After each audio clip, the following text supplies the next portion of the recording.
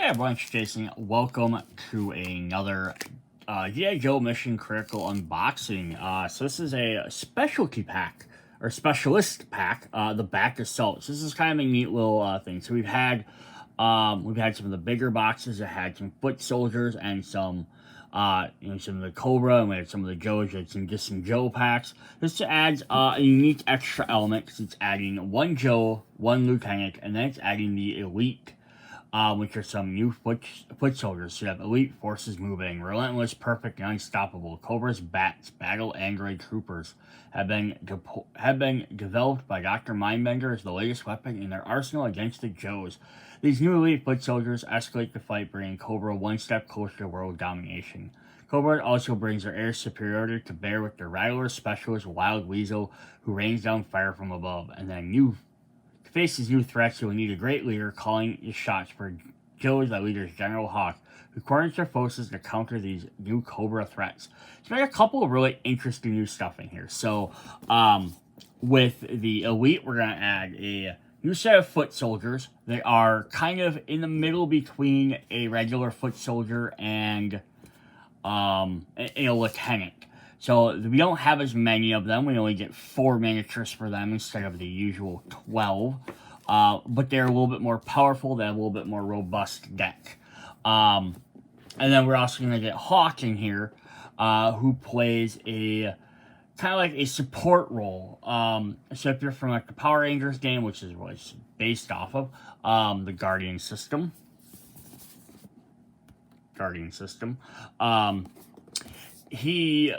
He has the ability to stay in the command or in the main mobile base and do cards from there. So we'll get a look at that. So at the end of the video, we'll also go over vehicle pack number 5, which came with this. Got some more extra vehicles. So let's go ahead and let's hop into the rules here quick. Just for how the Elite work. It says just adding expansions, just add your Joes as your Joes, your Elite is, your Lieutenant as your Lieutenant. Add those in however you want, add your vehicles in there. So foot soldiers work a little bit differently. So, to include the B.A.T.s in a game, we're creating a deployment, finding deployment cards for the secret base and research lab card backs, and remove one of the ×3 foot soldiers and one of the ×2 from each deck. So 2 cards from each of the decks, and then replace them with the 4 Elite deployment cards. Again, 2 for each deck. So they'll be mixed in with all the rest of them. And the Elite foot soldiers are treated as foot soldiers for all gameplay purposes. Elite foot soldiers still count towards a maximum of 4 foot soldiers per battle. Effects and abilities to apply foot soldiers apply to them. So they're all the same. For each Elite foot soldier involved in the battle, reveal a card from the corresponding Elite foot soldier deck instead of the normal foot soldier deck. The Elite foot soldier deck cards are still placed in the same row as the other ones. So if you have 1 Elite and you have 5 regular foot soldiers, you'll draw 1 Elite and then you'll draw 5 or 3 other foot soldier cards. They will have a little token like this, their deployment token, to signify which deck they go in. So I am hoping, because this only covers the secret base and the research lab, is I'm hoping that we'll have another set eventually that comes out that covers the other 2 locations. So you could potentially have multiple Elites. I'm sure they'll get to it. It says, defeat the Elite foot soldier counts as 2 figures towards the vehicle track. When Elite foot soldier is defeated, place a figure track along 1 hit token to cover 2 spaces. So put them on there and then a hit token as well. So that's it. They're a little bit harder to fight, but they add that extra little element to it. So let's go ahead and take a look at our Joe first. We have General Hawk. Let's just throw his card up there quick and take a look at him. Hawk, or Clayton M. Abernathy, is our Brigadier General. So there was his. I'm going to move that aside and take a look at his miniature quick. So there he is, shouting out commands.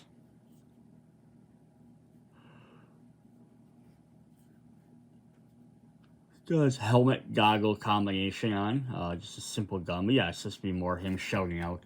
I love this design of a character.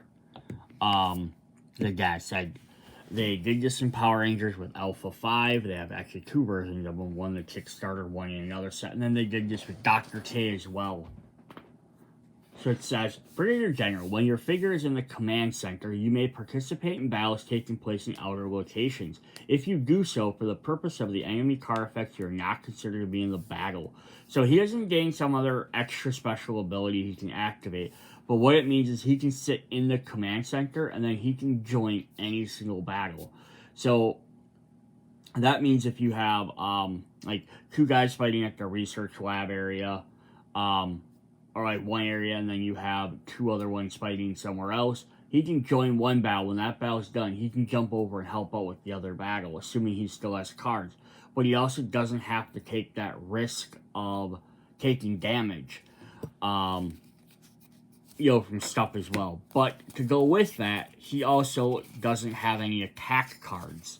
So that's kind of the up and down side of it. So it's like you could put him into any location with everybody else, and you can also use him to help prevent damage and take damage. It can still work that way, which is very, very viable strategy.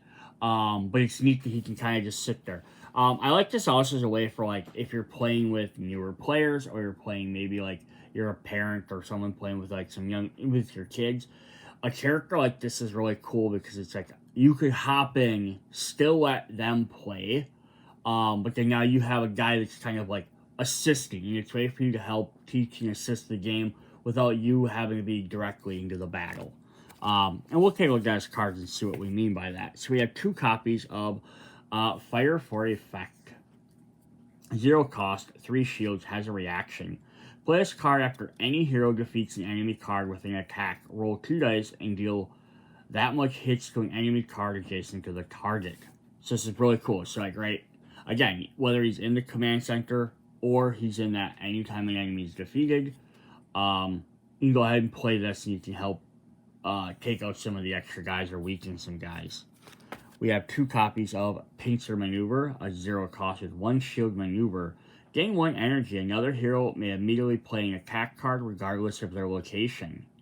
So this is really cool as well. So, right, he can be in the command center, and Snake Eyes and Scarlet can be fighting something. He can, like, instead of them playing an attack, he can play this instead, gaining an energy, and then now instead of Scarlet or Snake Eyes playing something, you could have, a barbecue in a completely different location, play a card to help out. So it's letting everybody else kind of utilize, okay, this guy's doing that.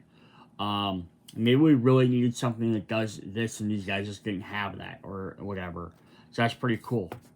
We have 2 copies of Elastic Defense, a 0 cost, 2 shield maneuver. It says roll 3 dice for each miss result, gaining energy. For each hit result, return 1 card in a hero's discard pile to the top of their deck. Yes, this is kind of a fun one. Like, if your characters are need some extra health, like just get some defense, put your cards back on there for their defense. And the worst case is you miss, it at least gets them more energy, so maybe they can play some of the more powerful cards and end the battle before they need that defense.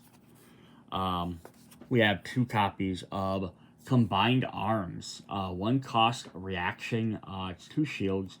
Play this card after any hero plays an attack or maneuver card. Another hero may immediately play a card with the same energy cost.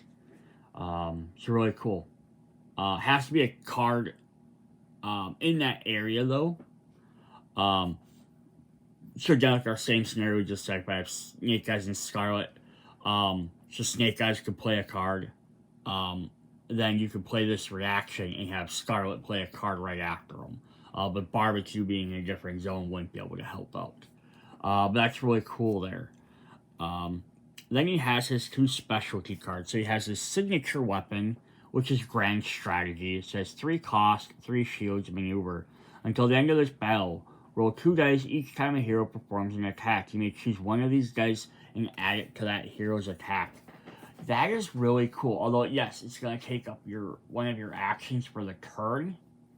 Because it'd be the first attack you could do. But hey, if you can suffer that first attack from an enemy, Or maybe if your first attack can take out like 2 different guys and you can afford to do it on your second turn, you definitely everything gets an additional die. That could be really helpful. Which again, since you get a roll 2, the chances are you're probably gonna get 1 extra hit. But 1 extra hit on every single attack is definitely not a bad thing. You get really lucky and you could get a double off of one of them, 2 extra hits and everything. That's awesome. Unfortunately, you could also end up rolling 2 misses, but that's always the risk you take on those. And then this last one, which is usually like the team cards, usually have multiple people. So now we'll have to see if anyone else gets this or there's going to be a specialty one. Now, we've already had like Sergeant Slaughter, who as of right now has his own special deck and he doesn't have any cards that team up with other characters. So this might be the same idea. They might just have some of these characters that don't get cards that necessarily link up with the other teams. We have Air Mobile Redeployment, 0 cost, 1 shield maneuver. You may discard any number of cards in the vehicle bay, then refill the empty slots in the vehicle bay, reduce the cost of the next vehicle using this battle by 1. So this is a really neat card as well. Like, you have all these, especially what we've had. How many sets? 5 different sets, plus the base game. Or more, we've had more than 5 sets, because we have 5 different vehicle packs, which add more. So there's tons of stuff you can add. Just let you kind of reshuffle them up a bit. Oh no, we drew too many high cost cards. Here's a way to get rid of them. Yeah, so this is a fun character. I think it's, again, neat. You can have a player that's kind of helping everyone else learn. Or again, you're playing with maybe a newer group or some new people and you don't want to feel like you're doing it. So this is all bonus stuff. Yes, some of them are maneuvers, so they're going to take the action for the turn. But almost every single one of them is giving a boost to the other players. It's like, they're like, oh, we're not sure what to do. And you're like, hey, I can do this and I can help out. Their actions are cool. Again, he has no attacks. It's kind of the one downside. If you put him into combat with everybody else, he can help take hits with his shields, which is kind of nice. He can help mitigate some of the damage. So again, like we said, we had, another example, we had Scarlet and Snake Eyes, and when we had Barbecue by himself. He could go join Barbecue to help give Barbecue some extra defense. It just means he can't then use his cards in any other field. Because again, it says he has to be in the command center to do that. But since he's not in battle, if he's in the command center, he can't take hits. So it's kind of a up and down there. You put him in battle with Barbecue, yeah, you can boost up Barbecue stuff with some of these cards, but it doesn't give you any additional attack. Just more defense, basically. Yeah, I really like this idea. Like, they don't need to overdo it. Like, I don't want to have 5, 6 of these guys because you only probably play 1 per team. But it is nice to have one. Like, hopefully, eventually they come up with a second one, so we have an alternate option. Then we have our 2 vehicle cards. So we're going to look at them before we look at our villains, our bad guys. So the Mobile Command Center, Triple Layered Operations Center, which has 3 costs, and says up to 3 heroes may each choose a card in their discard pile and place it on the bottom of their deck. So yeah, this doesn't gonna help you, like, not gonna help you immediately, but it is gonna let you put basically an extra card back in there for life eventually at some point. Plus, there are a couple characters that can manipulate the deck, so that might help as well. Then the other one we get is a Patriot Armored Missile Launcher Transport. 4 costs, gain 1 energy, deal 1 hit to each foot soldier card. Kind of made to help take out the Elite a little bit, but yeah, definitely not a bad thing to have. Alright, so those are 2 new vehicles that are in the box itself. And then we're going to go ahead and look at Wild Weasel, who's our lieutenant. So it's the orange one. Let's look at his miniature quick. So there's Wild Weasel. So that's kind of interesting, like, how do you do it? He's like the air support character. So how do you really, like, portray him? Because you don't want to have him, like, in a jet or in an airplane or whatever. Yeah, so this is kind of him, like, oh, like, him making the mad dash either to his vehicle or maybe away from it if it crashed. But yeah, there's only so much you can do. They do show on his card here, he has an actual weasel. It's just it would have been kind of neat to have that incorporated in the miniature somehow. Maybe even on the base would have been kind of neat, but it's what it is. Alright, let's look at what his cards are. So we have 2 copies of Strafing Run.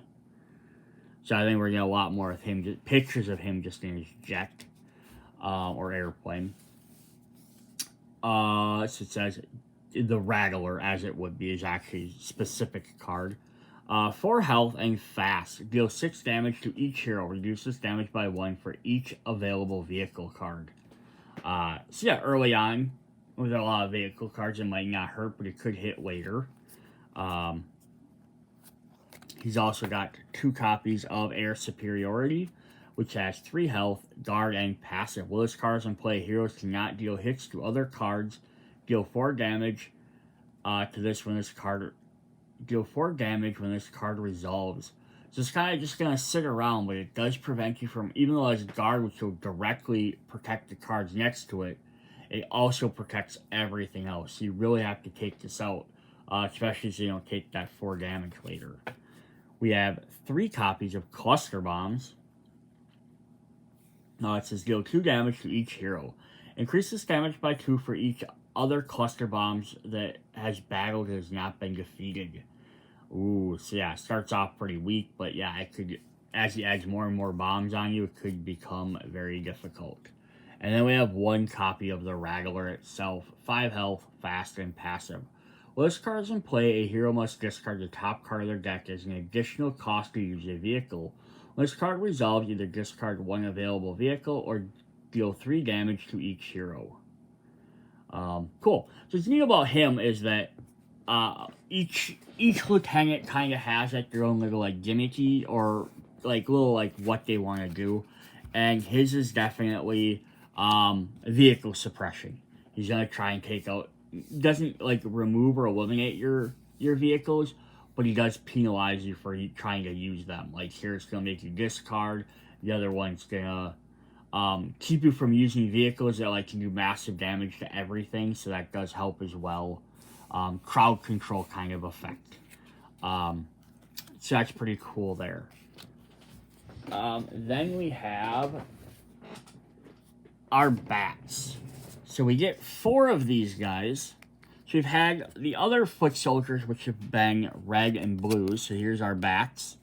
They get a darker green card instead of the regular green, just to help differentiate them very quickly, so you can easily see which is which. But you also put the token down next to this. Now, currently, this is the only elite deck. Just as you don't really need to use this deployment token. You can tell an elite's an elite, but it might help you remember this symbol goes with that deck. Again, what's also interesting is because what you could potentially do then later on, if you get enough elites and you want to make the game really hard, you could put the orange token on one elite deck, put the other one red on another, and you could just have just a ton of elites coming out all the time. But the thing is, you might, with them having 2 and 3 deployments, you might run out of elite miniatures a lot quicker. That's the only difference. But yeah, here's one of our guys. Yeah, we get 4 copies of these guys. And they're black, again, to kind of differentiate from the red and blues we've had from the foot soldiers. Yeah, he's got an armor pistol. So they're androids, so they're mechanical. So he's got like a claw, he's got like a big backpack with like a exhaust pipe coming out of it. But yeah, definitely interesting. I always remember playing as with the toys. They had the bats. You kind of got them. It's like, oh, now we got some different foot soldier type characters. It's always great to have. So we get 3 copies of Ceaseless Battle, 3 health, passive. This card cannot be defeated until after it resolves. Deal 4 damage when it resolves. Ooh, so it's gonna sit there. Upside, if it comes later in the set, you have plenty of time to deal with it. But it also means you can't attack it ahead of time. Which does make it a little bit trickier.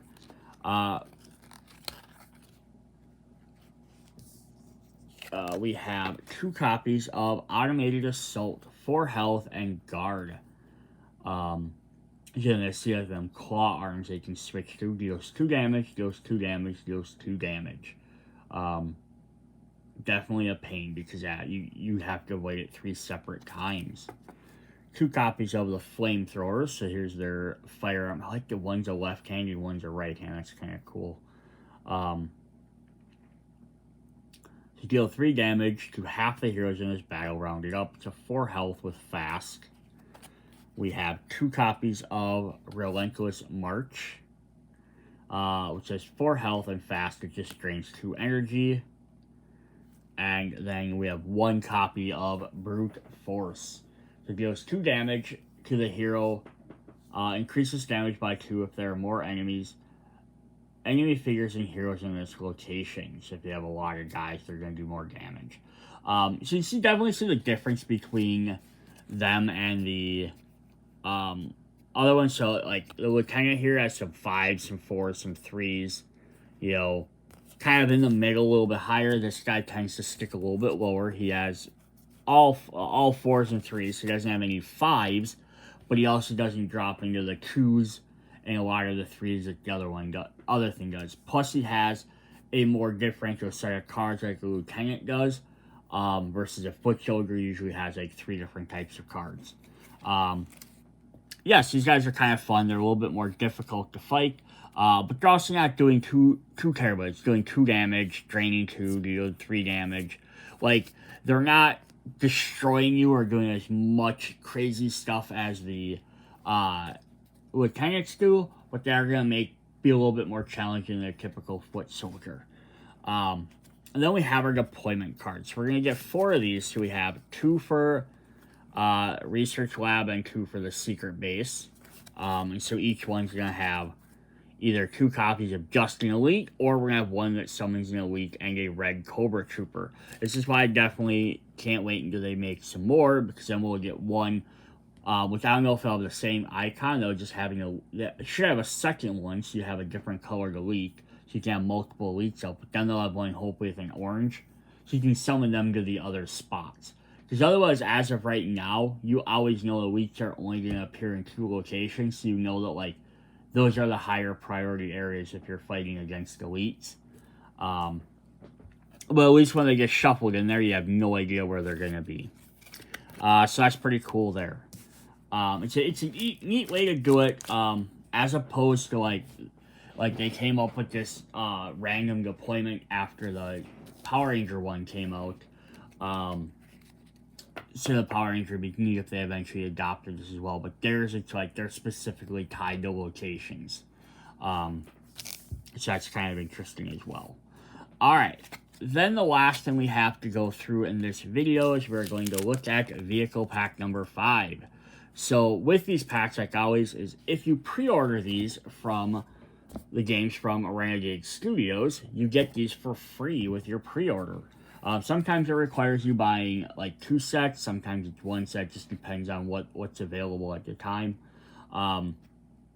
Or later on after these have been, now that this is hit retail or hit release, these will be available in their store usually within a month or 2 after they come out, for about $5. So if you haven't picked up, if you're picking up another game, you can definitely go pick these up.